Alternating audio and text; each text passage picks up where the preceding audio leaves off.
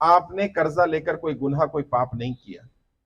भारत में कर्जा लेना कोई पाप नहीं है, कोई अपराध नहीं है। और अगर आपने कर्जा लिया और आप कर्जा नहीं चुका पा रहे हैं तो कर्जा ना चुकाना भी कोई अपराध नहीं है, ये कोई क्राइम नहीं है। लोग अपने आप को अपराधी फील कर रहे हैं। और बहुत सारे लोग ऐसे, जैसे अभी भाई साहब ने भी देखा, मैंने नोटिस, उन्होंने भी मेरे सामने ही खोला है, 2 महीने पुराना नोटिस है। बहुत ज्यादा डिप्रेशन में है। क्योंकि समस्या क्या है, लोग नोटिस को फांसी का फंदा मान रहे हैं। बिल्कुल सही कह रही है बहन जी, क्योंकि लोगों को लगता है कि टेंशन हो जाएगी, प्रेशर हो जाएगा, लेकिन अगर नोटिस नहीं खोलेंगे तो भी टेंशन हो जाएगी, पता ही नहीं चलेगा अंदर क्या है। नोटिस से घबराना नहीं। मेरे यहाँ लीगल टीम भी है, हमारी पवन जी हैं और साथी हैं, अभी आपको जवाब भी दे देंगे कि किस नोटिस का क्या जवाब देना है। लेकिन ये समझो कि अगर बैंक नोटिस भेज रहा है तो वो कर क्या रहा है। अगर तुम ये समझ जाओगे कि बैंक नोटिस देकर क्या कर रहा है तो शायद तुम बैंक के जाल से भी बच सकते हो। बैंक क्या कर रहा है, बैंक आपकी फाइल मोटी कर रहा है। बैंक ने एक नोटिस दिया, आपने जवाब नहीं दिया, कोई बात नहीं, बैंक कुछ नहीं करेगा, बैंक दोबारा नोटिस दे देगा। दोबारा आप जवाब नहीं देंगे, बैंक एक और नोटिस दे देगा, फिर नहीं जवाब देंगे, फिर एक और नोटिस दे देगा, और नोटिस देता रहेगा, अपनी फाइल मोटी करता रहेगा, ताकि जब वो कोर्ट में जाए आपके खिलाफ तो जज साहब के सामने बोल पाए कि देखो हमने इतने सारे नोटिस दिए और इस व्यक्ति ने जवाब नहीं दिया। और वहां ये नहीं बोल पाओगे कि मैं डिप्रेशन में था, टेंशन में था, परेशानी में था, मैं देख नहीं पाया, क्योंकि जज भी कहेगा नोटिस आया था तो देखना तो था, जवाब तो देना था।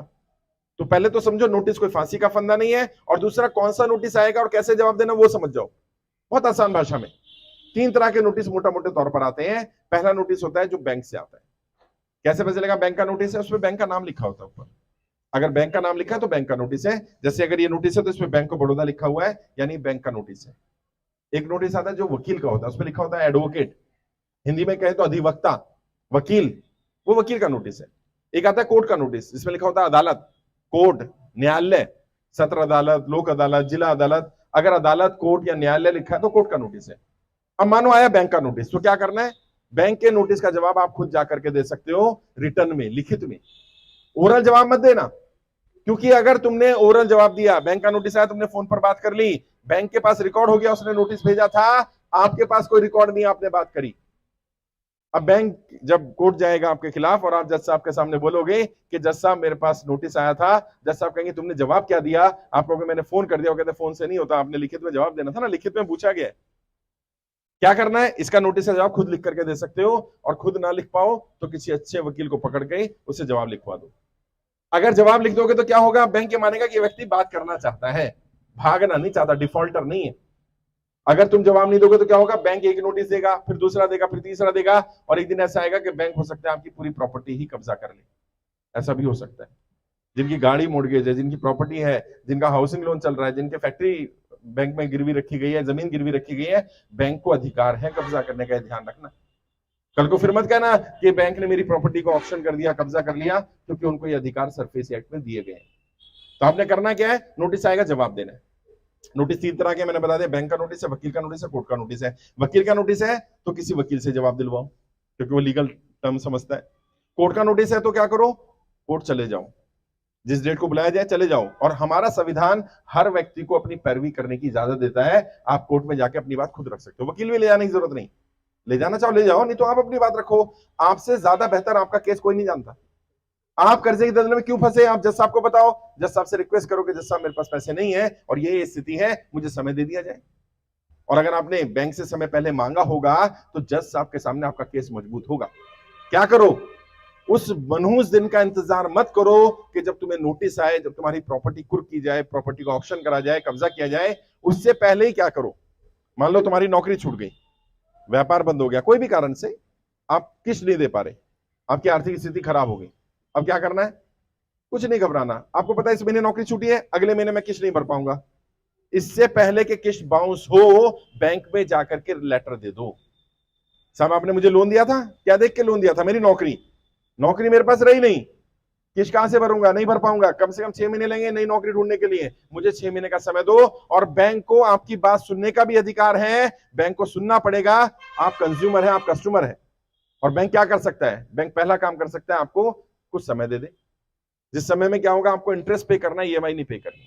मान लो आपकी ईएमआई आती है 50,000 की, इंटरेस्ट कितना जाएगा, 5,000 रुपए महीना, 5,000 तो दे सकते हो ना, 5,000 रुपए महीना देते रहो 6 महीने तक, 6 महीने बाद से आपकी ईएमआई शुरू हो जाएगी। आपको 6 महीने लग रहा है कम समय, 1 साल का समय मांग लो, 2 साल का समय मांग लो, बहुत सारे लोगों को भी हमें, मैं जब मध्य प्रदेश से पहले राजस्थान के दौरे पर था तो एक व्यक्ति मिले अजमेर में, उन्होंने 2 साल का समय मांगा और बैंक ने उन्हें समय दिया उनकी स्थिति देख करके। क्यों? क्योंकि उनका पुराना 8 साल का रिकॉर्ड बहुत बढ़िया चल रहा था, कभी एक भी बाउंसिंग नहीं थी। हम क्या करते हैं, अभी किसी भाई ने बताया मेरी दुकान में आग लग गई, ऐसे अभी यूपी में एक व्यक्ति ने बताया मेरी दुकान में आग लग गई, मैं ईएमआई नहीं पे कर पा रहा था क्योंकि बिजनेस खत्म हो गया। मैंने तो तुमने क्या करा? कह रहा मैं इंतजार करता रहा, इंश्योरेंस का पैसा आएगा मैं चुका दूंगा। अरे भाई बैंक को थोड़ी पता चला तुम्हारी दुकान में आग लग गई है, बैंक तो ईएमआई लगा देगा, बाउंस हो जाएगी। वही हुआ। अगर तुम्हारे दुकान में हादसा हो गया, व्यापार बंद हो गया किसी भी कारण से, तो बैंक में जाकर के बात करो। बैंक को कोई सपना नहीं आएगा कि यहां पर किसी व्यक्ति की स्थिति खराब हो गई। घबराना नहीं है, परेशान नहीं होना, बैंक से बात करनी है। और मैंने बताया बात कैसे करनी है, ओरल बात नहीं करनी, रिटर्न में बात करनी है, लिखित में बात करो बैंक से। क्योंकि जो लोग ओरली बात करते हैं उनकी बात की कोई वजन नहीं होता, लिखित बात का वजन होता है। ईएमआई बाउंस मत होने दो, पहली कोशिश ये करो। और कई लोग कह रहे हैं हम बैंकों के खिलाफ है, हम बैंकों को कह रहे हैं कि आप ईएमआई मत भरो। नहीं, मैं किसी को नहीं बोल रहा ऐसा ईएमआई मत भरो, मैंने कहा कभी क्या? मैं कहता हूं जो ईएमआई भर सकते हो भर दें, और जो नहीं भर सकते वो बैंकों से जाकर के बात करें। बात करके ही समाधान निकलेगा। अगर आप बात ही नहीं करेंगे तो समाधान नहीं निकलेगा। और बात मैंने बताया कैसे करनी है, रिटर्न में करनी, लिखित में बात करनी है। अगर बैंक आपका लेटर ना ले, कई लोग शिकायत करते हैं मैं बैंक जाता हूं, बैंक वाला लेटर नहीं लेता। कंज्यूमर के नाते आपका अधिकार है कि आप अपनी बात बैंक को बताएं, और उसका कर्तव्य बनता है कि वो आपकी बात सुने। अगर वो ऐसा नहीं करता तो अपना मोबाइल फोन निकालो और रिकॉर्डिंग कर लो, ये मैनेजर साहब है, मैं लेटर लेकर के आऊं, ये मेरा लेटर लेने से मना कर रहे हैं, नौकरी छूट जाएगी साहब, उसकी नौकरी छूट जाएगी। आप ऐसा नहीं, मना नहीं कर सकते, आप उसके लेटर पे एक्शन ना लो, अलग बात है, मना नहीं कर सकते। और क्या करो, समय मांग लो, समय मिल जाएगा। समय नहीं मिलता तो क्या कर सकते हो, आप बैंक के साथ अपने लोन को रीस्ट्रक्चर कर सकते हो। ये समझो रीस्ट्रक्चर क्या होता है। आरबीआई कहता है जब आपने लोन लिया था आपकी स्थिति के हिसाब से लोन मिला, आपका रिकॉर्ड देखा गया, आईटीआर देखा गया, बैंक स्टेटमेंट देखा गया, सब कुछ देखा गया ना। आज आपकी स्थिति खराब हो गई, उस समय आपने सोचा था मैं 50,000 रुपए महीना पे कर दूंगा, आज आपको लगा मैं तो 20,000 ही दे सकता हूं, 50,000 नहीं दे सकता। तो क्या करो, बैंक में जाकर के बोलो मैं अपने लोन को रीस्ट्रक्चर कराना चाहता हूं। टर्म याद रखना, रीस्ट्रक्चर। इस रीस्ट्रक्चर में क्या होता है, आपकी ईएमआई कम कर दी जाती है और आपका ड्यूरेशन बढ़ा दिया जाता है।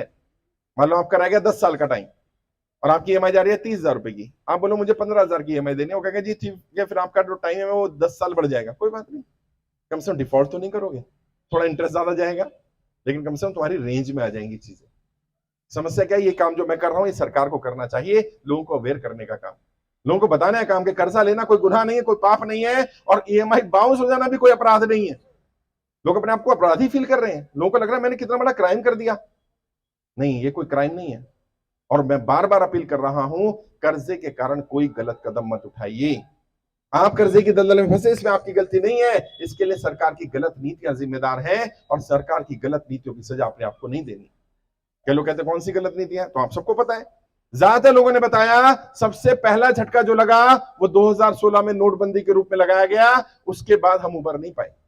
कई लोगों का वो झटका तो हम झेल गए, लेकिन जो जीएसटी लगाया गया इससे बड़े व्यापारी को तो फायदा हो गया, छोटे व्यापारी दलदल में फंस गए और वो उससे निकल नहीं पाए। कई लोगों का हम वो झटका भी झेल गए, लेकिन एक जो झटका लॉकडाउन के रूप में लगाया गया, इस लॉकडाउन वाले झटके को हम झेल नहीं पाए। और सच्चाई बता रहा हूं, लॉकडाउन से ही सबसे बड़ी समस्या आई है। और मैं नाम नहीं लूंगा, सरकार के बड़े मंत्री वो पता है क्या कहते हैं, वो कहते हैं लॉकडाउन से भारत की अर्थव्यवस्था पर कोई फर्क ही नहीं पड़ा। मुझे समझ नहीं आता है सरकार के अधिकारी, सरकार के नेता कहां जाकर के बात करते हैं। रतलाम में आओ ना, रतलाम में आके किसी व्यापारी से बात करो, किसी भी मार्केट में चले जाओ, वो बता देगा पहले व्यापार कितना था और आज व्यापार कितना रह गया।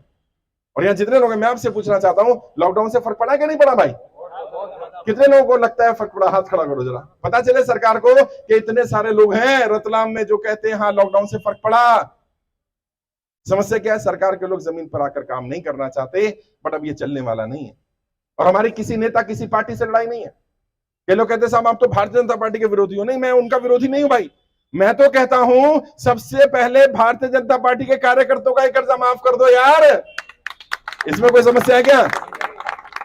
अपने वालों का कर दो, नहीं करेंगे वो तुमसे वोट भी लेंगे, झंडे भी उठवाएंगे, नारे भी लगवाएंगे, लेकिन जब समय मदद करने का आएगा मदद नहीं करेंगे। और मेरी बात मत मानना, अपने मंडल अध्यक्ष के पास जाना, अपने जिला अध्यक्ष के पास जाना, अपने प्रदेश अध्यक्ष के पास जाना और उसको बोलना भाई साहब मैं कर्जे में हूं, मेरी कर्जा माफी के लिए मदद करोगे क्या?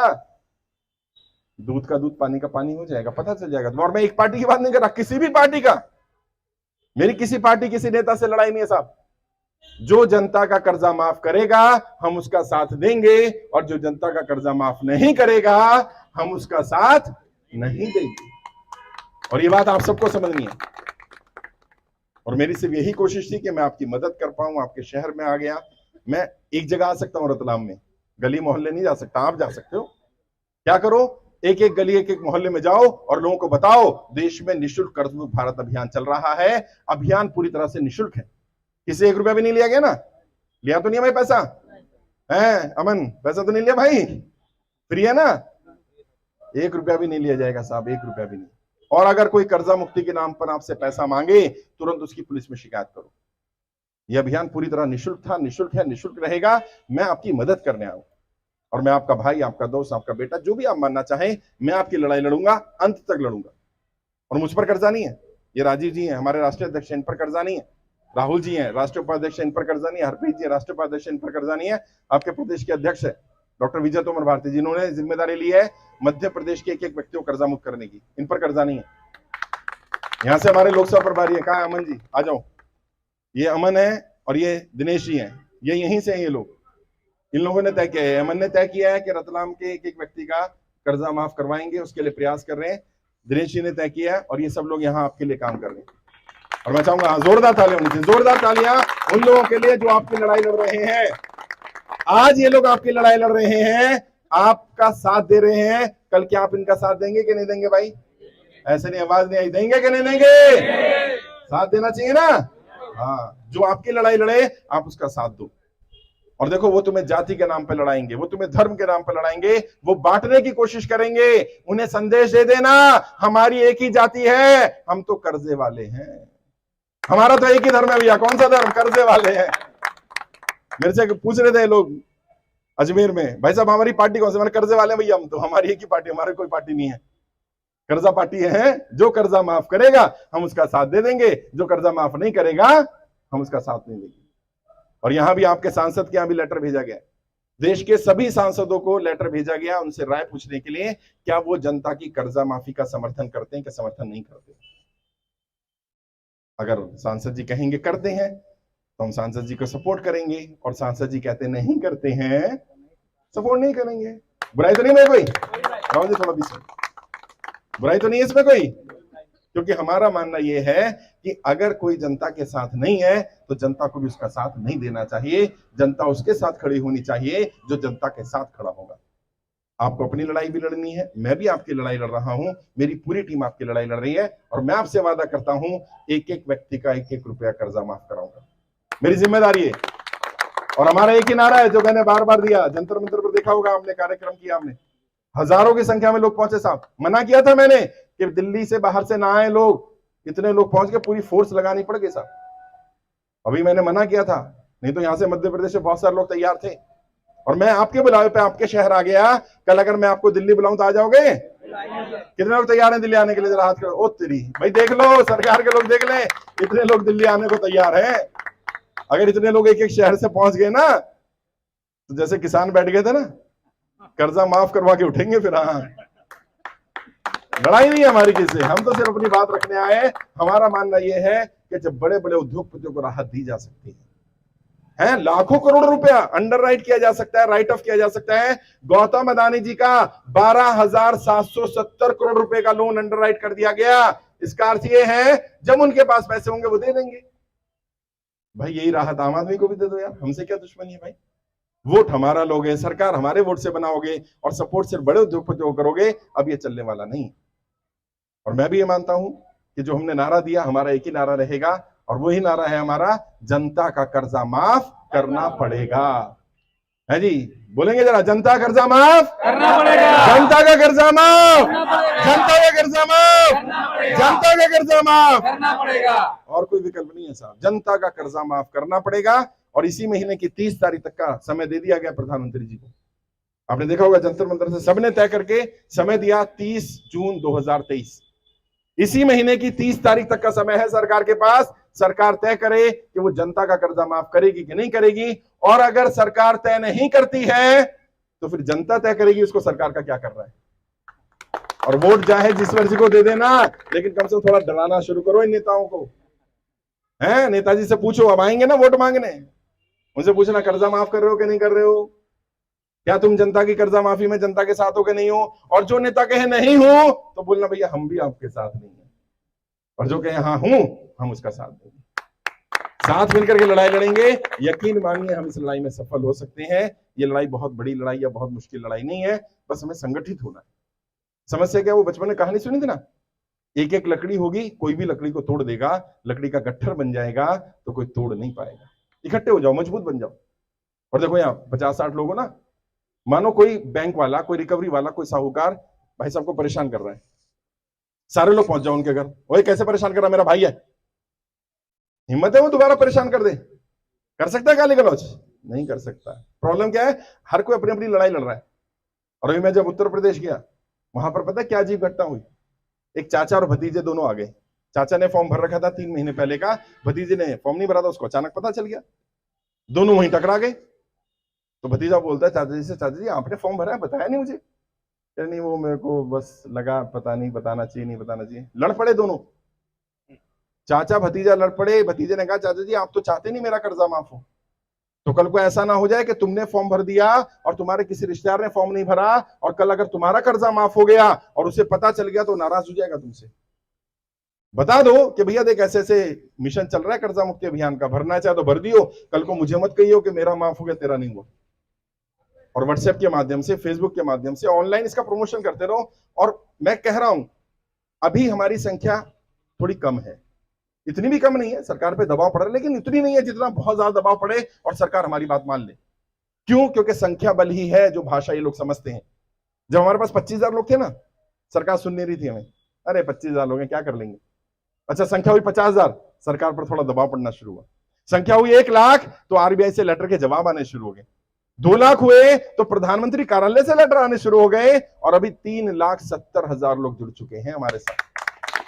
सोचे जिस दिन ये 1 करोड़ हो जाएंगे उस दिन क्या होगा, जिस दिन 2 करोड़ हो जाएंगे उस दिन क्या होगा। यहां जहां मैं खड़ा हूं ना, सरकार आके खड़ी होगी और कहेगी माई बाप बताओ क्या करना है। और हमारी मांग क्या है, अपनी मांग याद रखना, हमारी मांग क्या है, जिनका कर्जा माफ हो सकता है उनका कर्जा माफ होना चाहिए, ये पहली मांग। नोटबंदी, जीएसटी, लॉकडाउन के कारण जो लोग कर्जा में फंसे, नौकरी छूट जाने के कारण, व्यापार बंद हो जाने के कारण, उनका कर्जा माफ होना चाहिए, पहली मांग। दूसरी मांग क्या, जिनका कर्जा माफ नहीं हो सकता उन्हें कम से कम 2 वर्ष का समय दिया जाए। 2 वर्ष का समय दे दोगे, बहुत सारे व्यापारी अपने आप ही अपना कर्जा चुका देंगे, ये दूसरी मांग है। और तीसरी मांग क्या, जो व्यक्ति एक्सपायर कर गया, अब दुनिया में नहीं रहा ना कमाने वाला। मैं गया महाराष्ट्र, छोटे छोटे बच्चे साहब, 3.5 साल की बच्ची और उसकी मां बची हुई है घर में, हस्बैंड एक्सपायर कर गए हैं, और बैंक वाले इतने निर्दयी हो गए, उन्होंने घर से निकाल करके उसका घर सील कर दिया। जिस बच्ची के सर से पिता का साया चला गया, उस बच्ची के सर से तुम छत भी छीन लेना चाहते हो? क्या ये इंसानियत है? क्या ये होना चाहिए? कम से कम ऐसे लोगों का तो लोन माफ कर दो यार। है वो बड़े बड़े उद्योगपतियों का लाखों करोड़ रुपए माफ कर दिया गया, हजारों करोड़ लोग लेके भाग गए, उसका कुछ नहीं। और यहां एक बच्ची छोटी सी, और कहती है, उसकी मां रोने लगी मेरे सामने आकर के, वो कहती है सर घर से बच्चों का सामान तक, कपड़े तक नहीं निकालने दिए हमें, और तुरंत सील कर दिया। जब कमाने वाला ही नहीं बचा, कमाई का कोई साधन नहीं बचा, वो कहती है मैं जैसे तैसे करके अपने आप को, अपनी बच्ची को पाल रही हूं, मैं मर जाऊं क्या करूं। बैंक वाले तो ऐसी स्थिति बना रहे, समय नहीं दे रहे। मैं मानता हूं सबसे पहले इनका लोन माफ होना चाहिए। जब कमाई का साधन नहीं रहा, कमाने वाला नहीं रहा, कहां से चुकाएगा वो लोन। बस मेरी यही कोशिश है कि जनता जो कर्जे की दलदल में फंसी है, सरकार को जानकारी पहुंच जाए। पहले तो सरकार ये सोच रही थी कि इतने लोग परेशान नहीं है, अब उन्हें दिखना शुरू हुआ। जिस शहर में जा रहा हूं, कल मैं कहां थे हम लोग, बांसवाड़ा थे, आप देखिए भाई साहब भी थे वहां पर, और भी साथियों ने देखा होगा, फिर फोटो डाली है मैंने। 2,500-3 हजार लोग मौजूद थे वहां पर, और कोई गांव ऐसा नहीं था, कोई बूथ ऐसा नहीं था जहां से व्यक्ति ना पहुंचा हो। एक एक बूथ का अध्यक्ष वहां मौजूद था, और वो लोग 100-100, 200-200 फॉर्म भरवा रहे हैं। सोचिए कितनी बड़ी क्रांति खड़ी होने वाली है कि एक एक बूथ पर अगर 100-200 लोग फॉर्म भरवाएंगे और वो 100-200 लोगों को इकट्ठा करेंगे, कितनी बड़ी क्रांति खड़ी हो जाएगी। और हमारी लड़ाई नहीं किसी से भी, कई लोग कहते हैं ना कि इससे उससे नहीं, कोई लड़ाई नहीं, हम तो एक ही मांग कर रहे हैं, जनता का कर्जा माफ कर दो। और अगर तुम चाहते हो कि जनता तुम्हारा साथ दे, तुम्हें जनता का साथ देना पड़ेगा। नेताओं को यह भाषा समझ में आती है, वही भाषा में उनसे बात की जा रही है। कई लोग कह रहे हैं पॉलिटिकल मुद्दा है, अब तो राजनीति करो। हाँ बिल्कुल, ये राजनीतिक मुद्दा है ये भाई। इसका समाधान कोई सड़क चलता व्यक्ति नहीं कर सकता, कोई बैंक वाला नहीं कर सकता, इसका समाधान राजनेता ही कर सकते हैं, और ये राजनीतिक मुद्दा ही है। और हाँ सही है, अगर सही मुद्दे पर राजनीति की जाए कोई बुराई नहीं है। फिर भी अगर वो चाहते हैं मेरी राजनीति समाप्त हो, तो मैं एक पॉलिटिकल ट्रेडर के नाते उन्हें समाधान दे रहा हूं। जो लोग मुद्दे के आधार पर राजनीति करते हैं, उनकी राजनीति समाप्त करने का एक ही रास्ता है, उनका मुद्दा समाप्त कर दो, कर्जा माफ कर दो, मेरा मुद्दा समाप्त हो जाएगा, मेरी राजनीति समाप्त हो जाएगी। भाई कर्जा माफ हो जाएगा, ना तुम यहां आओगे ना मैं आऊंगा, टेंशन खत्म हो जाएगी। अगर सरकार चाहती है लोग यहां ना आए, लोगों की संख्या ना बढ़े, लोग मेरे साथ ज्यादा ना जुड़े, सरकार चाहती है कि वो सरकार सत्ता में बनी रहे, एक ही विकल्प दे रहा हूं उन्हें, एक ही रास्ता है उनके पास, जनता का कर्जा माफ कर दो, बचे रहोगे। जनता का कर्जा माफ नहीं करोगे, जनता छोड़ने वाली नहीं है। और जैसा मैंने कहा है, नोटिस आए तो जवाब देना, जवाब खुद ना दे पाओ, हमारी टीम से संपर्क कर लेना। मध्य प्रदेश में हमारे एडवोकेट साहब हैं, पवन नरवरिया भारती जी, इनसे मिल लेना। अभी इनके पास टीम है, पूरे इंडिया में एडवोकेट्स हैं, आपके मध्य प्रदेश के लगभग सभी जिले में कोई ना कोई मदद कर देंगे। वकील आप अपना कर लेना, गाइड हम कर देंगे, नोटिस सही लिखना है, क्या लिखना है, कैसे बात करनी है, ताकि आपको समय मिल जाए। और जिनका खासकर से प्रॉपर्टी का केस चल रहा है, मैं बता रहा हूं, बैंक के लोग आपकी प्रॉपर्टी पर निगाह लगाकर बैठे हैं, ध्यान रखना। वो इंतजार कर रहे हैं कि एक बार आप डिफॉल्ट कर जाओ, बस वो आपकी प्रॉपर्टी हड़प लेंगे। कई केस आ रहे हैं ऐसे। अभी मैं वेस्ट बंगाल गया, 6.5 करोड़ का लोन था मात्र उस व्यक्ति के ऊपर, 15 करोड़ की प्रॉपर्टी बैंक ने नीलाम कर दी 4.5 करोड़ रुपए में, और 2 करोड़ रुपए और मांग रहे हैं उससे।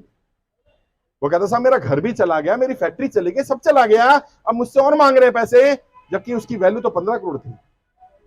बैंक कहता नहीं हम कुछ नहीं कर सकते, जितने बिकी हमने तो बेच दी। उन्हें फर्क ही नहीं पड़ता कि आपकी चीजों की कीमत कितनी है। जो घर बनाता है ना, उसे पता चलता है घर कितनी मेहनत से बनाया जाता है। जो प्रॉपर्टी खरीदता है उसे पता चलता है कितना खून पसीना लगाया जाता है। और इन्हें 2 मिनट नहीं लगते कि उसको ऑक्शन कर देते हैं, औने पौने दामों में कर देते हैं, अपने जानकार लोगों को कर देते हैं। और एक बहुत बड़ा नेक्सस चल रहा है देश में प्रॉपर्टी के नाम पर। अगर किसी दिन ये पता चला, आप अपने रतलाम में पता कर लेना किसी भी बैंक के बारे में, 5 साल में उस बैंक ने कितनी प्रॉपर्टियां कब्जा करी हैं, फिर ये पता करना ये ऑक्शन किसको करी गई, और ऑक्शन करने के कितने दिन बाद ये रीसेल हो गई, तब आपको पता चलेगा। ज्यादातर ऑक्शन में खरीदने वाली, प्रॉपर्टी खरीदने वाले कुछ गिने चुनी कंपनियां, गिने चुने लोग मिलेंगे। ये एक नेक्सस चल रहा है, पूरा एक जाल है। आम इंसान की प्रॉपर्टी कैसे कम दामों में खरीदकर अमीरों को दे दी जाए, अमीरों को ट्रांसफर कर दी जाए, ये नहीं होने वाला है। और ये होने भी नहीं देंगे, ये नाजायज है, गलत है। किसी भी व्यक्ति के साथ ऐसा अन्याय, ऐसा अत्याचार नहीं होना चाहिए। मैं आपकी लड़ाई लड़ रहा हूं, मेरी पूरी टीम आपकी लड़ाई लड़ रही है, और मैं आपसे फिर वादा कर रहा हूं, एक एक व्यक्ति का 1-1 रुपए का कर्जा माफ कराऊंगा। जब तक आपका कर्जा माफ नहीं हो जाता, ये अभियान चलता रहेगा, और आप सबको कर्जा मुक्त करेंगे। तभी इसका नाम कर्ज मुक्त भारत अभियान रखा गया। देश के एक एक नागरिक को कर्जा मुक्त करना, यही हमारा उद्देश्य है। तो अभी मैं आप सबसे मिलूंगा, जिनसे बात कर ली है, मुझे लगा ये जानकारी आपको दे देनी चाहिए। वीडियोस देखते रहिए, फेसबुक पर, यूट्यूब पर, इंस्टाग्राम पर, ट्विटर पर फॉलो करते रहिए। जल्दी हम लोग इसको ट्विटर पे भी ट्रेंड कराने वाले हैं, ताकि सरकार में बैठे लोगों को पता चले कि कितना बड़ा मुद्दा है। और सरकार के पास 30 तारीख का समय है इसी महीने की, उसके बाद देखते हैं, फिर हम आगे की रणनीति आपको बताएंगे। कोशिश करिए ज्यादा से ज्यादा लोगों तक ये जानकारी पहुंचाई जाए। जितने ज्यादा लोग हमारे साथ जुड़ेंगे, उतना जल्दी कर्जा माफ होगा। आप जितने लोग भी यहाँ हो, अगर हर व्यक्ति तय कर लेना मुझे 100 लोगों के फॉर्म भरवाने साहब, तो सोचिए कितना बड़ा जन सैलाब इकट्ठा हो जाएगा। और कुछ मत करो, अगले 1 महीने में सभी लोग तय कर लो। और पता है हमारे रतलाम में कितने लोग जुड़े हुए हैं? 550 से ज्यादा लोग रतलाम में है। रतलाम, झाबुआ, इसके आसपास में कम से कम 1500 लोग हमारे साथ जुड़े हुए हैं। अगर 1500 लोग तय कर लें कि केवल 100 लोगों के फॉर्म भरवाने हैं, तो सोचिए कितना बड़ा जनसमूह हमारे पास तैयार हो सकता है। 1.5 लाख लोग जिस दिन यहां खड़े हो गए ना, उस दिन सरकार को आना पड़ जाएगा। केवल अपनी लड़ाई मत लड़ो, अपने लिए तो जानवर भी जी लेते हैं यार। इंसान वो है जो दूसरे की लड़ाई लड़े। यहां कई साथी हैं जिन्होंने केंद्र खोला हुआ है, अपना कर्जा मुक्ति केंद्र, बैनर लगाया हुआ है, लोगों को जोड़ रहे हैं, फॉर्म भरवा रहे हैं, खुद भी परेशान है, लेकिन अपनी परेशानी के बावजूद दूसरों की मदद कर रहे हैं। ये इंसानियत का काम है। ये बताता है कि आप इंसान हो, आप अपनी परेशानी के बावजूद भी दूसरों के दर्द को अपना दर्द समझ रहे हो। और ये रिजल्ट जरूर लाएगा। जब आप निस्वार्थ भाव से किसी की मदद करते हैं, यकीन मानिए नतीजे फेवरेबल आते ही हैं। मैं अपनी बात समाप्त करूंगा उसी नारे के साथ जो हमारा नारा है। सरकार में बैठे लोगों को ये नारा पता चल जाना चाहिए। हमारी कोई लड़ाई नहीं, कोई मांग नहीं, हमारा एक ही नारा है, जनता का कर्जा माफ करना पड़ेगा। ऐसे नहीं, जोश है ना जी, जनता का कर्जा माफ, जनता का कर्जा माफ, जनता का कर्जा माफ, जनता का कर्जा माफ करना पड़ेगा, और कोई विकल्प नहीं है।